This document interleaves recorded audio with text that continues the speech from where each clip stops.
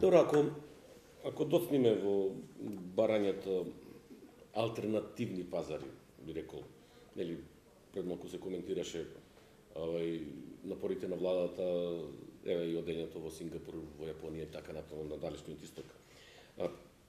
Нели ви се чини дека како бизнес заедница доцниме многу во изноѓени на алтернативни патишта?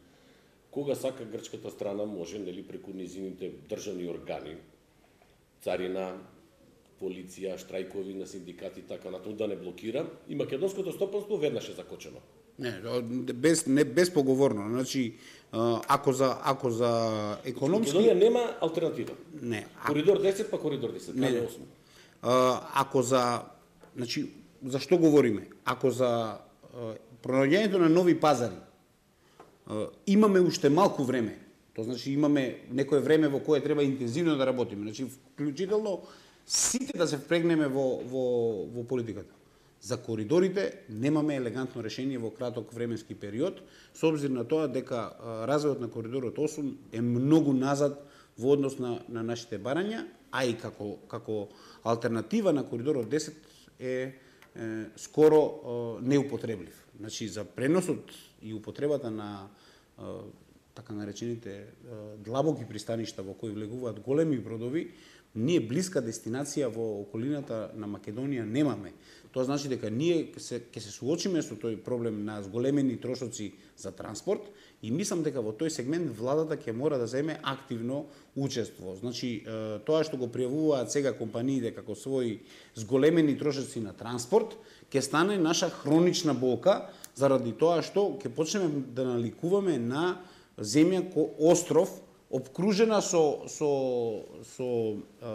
пристаништа кои се не во состојба нефункционални за таа работа. Така да државата мислам дека уште сега треба да размислува за помош на компаниите кои ќе се извозно ориентирани, кои имаат потреба за излез на море, а кои заради целокупната оваа ситуација ќе мора да патуваат на подалечните пристаништа. Мислам дека тука пристаништето во Бар е добра солуција. За пристаништето во Драч знаете дека не се наоѓа во доволно добра состојба, меѓутоа Македонија секогаш имала посебни аспирации према тоа пристаниште заради тоа што Драч се наоѓа токму на една од најфреквентните траси на кои се движат големите бродски компании кои патуваат од далечниот исток према централна Европа. Така да не треба да се потцени таа работа, меѓутоа мислам дека ова што го говоревме за пронаѓањето на пазарите, ако е нешто што можеме да се реши во рок од месеци или година-две, развојот на коридорот, вклучително со влезните и излезните позиции на коридорот, тоа е нешто што ќе трае сигурно десетина години и ќе биде многу тешко да се одреализира и токму заради тоа мислам дека на таа работа ќе треба интензивно да се работи. Значи абсурдот, земја членка на Европската унија не блокира, а во исто време велат вашите производи треба да бидат конкурентни. Ако ние одиме на подалечни дестинации за да можеме да пласираме она што сме произвели, ако сакаме да извеземе нешто, не се соодветни овие едните напади со ова што во реалноста се случува. Да не звучиме, знаете како, да не звучиме малце песимистично, јас секогаш не би сакал да гледаме на работите така песимистично. Идејата ми е дека премногу оптимистички гледаме на Грција. Ние уназад години, 10 години наназад, ние не знаеме кога ќе не блокира таа на границата. Политиката на нашиот сосед Јужен е тотално ирационална. Значи, од позиција во која го контролираше 65%... За внатрешните проблеми ние страдаме. Значи, тргаме не само за тоа што се случува кај нив, тоа е нивна работа. Они во изминатиот период, кога државата излегуваше од претходниот систем и влегуваше во овој нов систем на слободни пазари, она беше активен учесник, еден од нашите најголеми директни странски инвеститори во државата. Не сакам да претерам, меѓутоа Грција имаше многу амбициозна програма за освојување на територијата. Јас мислам дека они со својата надворешна политика, сега ова често потребуваното си пукаа во сопствената нога, го направија подеднакво комплицирано и за себе колку за нас. Значи, ако сме биле ние таргетот кој треба да биде повреден, тогаш како колатерална штета била и нината собствена економија, особено економијата на Северна Грција, која што заради транспортот, што заради економските врски, што заради традиционалните добри економски односи што ги имавме со компаниите во овој дел на Грција, претрпеа големи штети. Значи, ненадокнадиви се тие штети и на нивна страна. Меѓутоа, и рационалноста не можете да намерите вие со економската логика.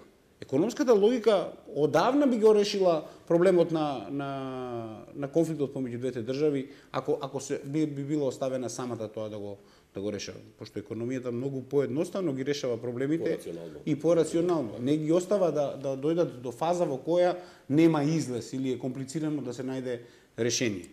Тоа што сега у последно време го анализираме, дека најверојатната развој на сценариото е она што е средната варијанта. Тоа значи дека нити Европа ќе успее да се извлече без неповредена од оваа работа, нити пак ќе биде во состојба да го уништи еврото, бар не на кратки стази.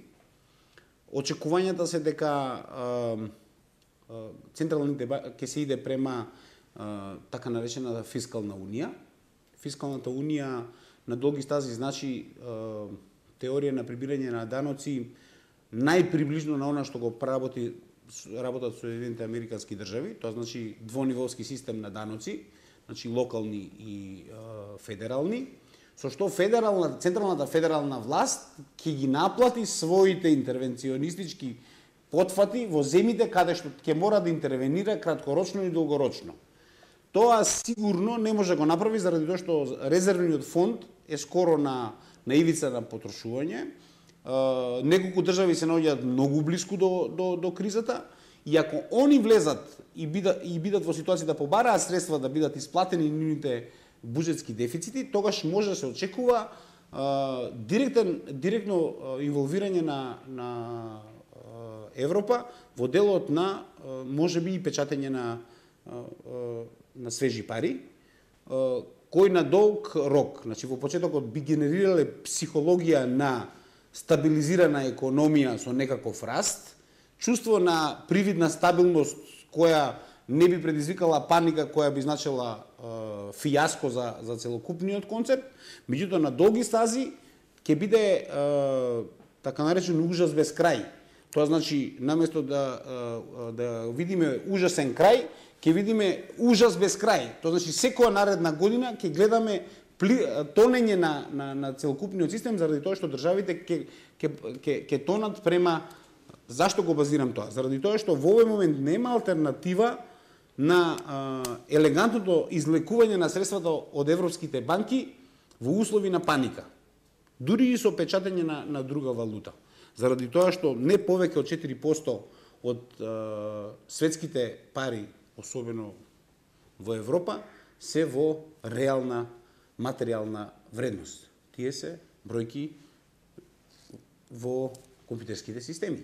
Значи, не се ни подкрепени со златни резерви, не се подкрепени со вредностни харти од некои непознати региони, не се подкрепени со производство кое ги задоволува интересите, не се подкрепени со зголемен извоз. Они се непостоечка величина која се наоѓа запишана во штедните книшки или сметките на компаниите кои ги имаат. Тоа значи дека се виртуелна вредност. За да вие ги имате како реална вредност, вие се наоѓате во сериозен проблем како да изгенерирате реална вредност ако таа во овој момент не постои. Па не е тајна дека многу мал дел од вредноста се наоѓа во европските банки во реална вредност. Ако сите отидат и ги побараат своите средства за да ги претворат во тврда вредност, банките ги колабираат. Нема да биде тоа по принципот на Lehman Brothers кога првиот бран на кризата, економската криза се случи во Америка.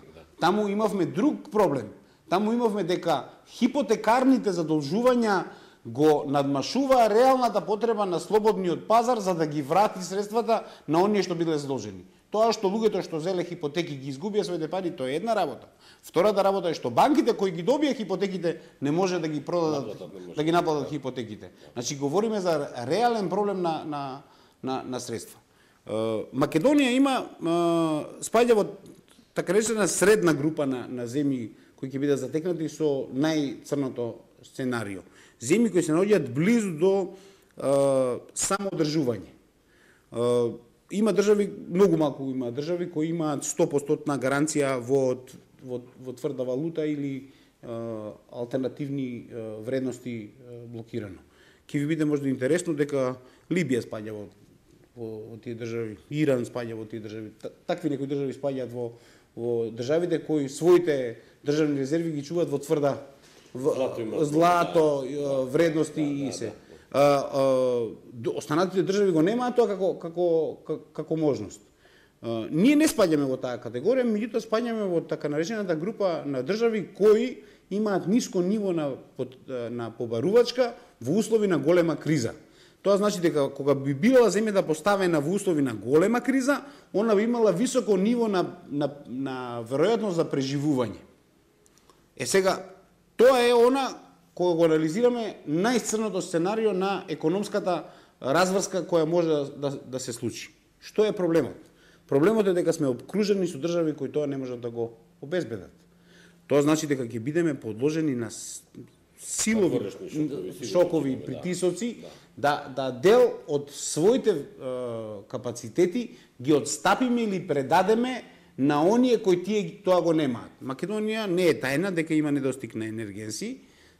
Тоа се решава, например, со сериозна дебата со оние кои се сериозни извозници на енергија и не се такви побарувањата да во услови на дури и намален економски развој, значи она што не е најстрашното во сценариото, значи овде како анализираме нестанок на економија или намален раст или да кажеме рецесија од едни размери. Зашто ова го говорам? Не за да ги уплашам луѓето дека тоа ќе се случи. Ова не е сценарио кој би се случувало во следните месец, 2-3. Ова нема никаква врска со најавите на владата за 3% економски раст. 3,5 може. Видите, тоа испаѓа ептен оптимистички. Не, да не ги мешаме работите. Ова што ви го говорам е повеќе глобална анализа на состојбите во генерална смисла на зборот. Не за следните 3 месеци, за следните 6 месеци или за следниот буџет.